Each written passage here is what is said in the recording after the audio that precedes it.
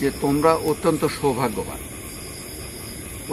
সৌভাগ্যবান যে ঝিনাইল স্কুলে এই ক্যাডেট টাইপের পড়ালেখা। তোমরা জানো যে বাংলাদেশে একটা ক্যাডেট স্কুলে ভর্তি হওয়া, সরকারি ক্যাডেট কলেজে ভর্তি হওয়া, এটা মনে হয় একটা জীবন বেরিয়ে যাওয়ার মতো অবস্থা। কত বড় বড় মানুষদের সন্তান অনেক প্রচেষ্টা চালায় কিন্তু ভর্তি হতে পারে, কিন্তু এখানে তোমরা সহজেই ভর্তি হইতে পারছো।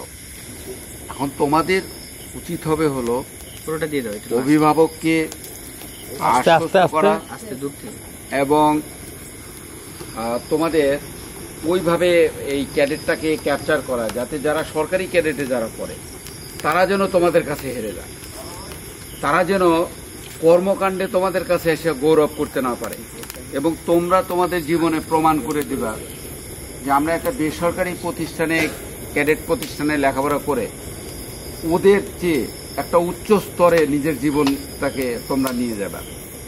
যা আমার জীবনে, আমার প্রায় 30 বছর প্রিন্সিপালের শিক্ষকতার লাইফ, আমি যা বলি এবং আমি যা ভাবি এবং আমি যেটা উপলব্ধি করি সেটা কখনো মিথ্যা হয়নি।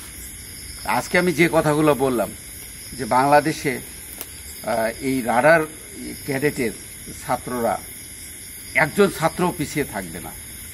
অন্য সরকারি ক্যাডেটের ছাত্ররা পিছিয়ে থাকলেও এই ক্যাডেটের ছাত্ররা পিছিয়ে থাকবে ইনশাআল্লাহ। এই প্রত্যাশা রাখি, এবং শুধু নট অনলি প্রত্যাশা, আমি দৃঢ়তার সাথে এটা ঘোষণা দিতে পারি।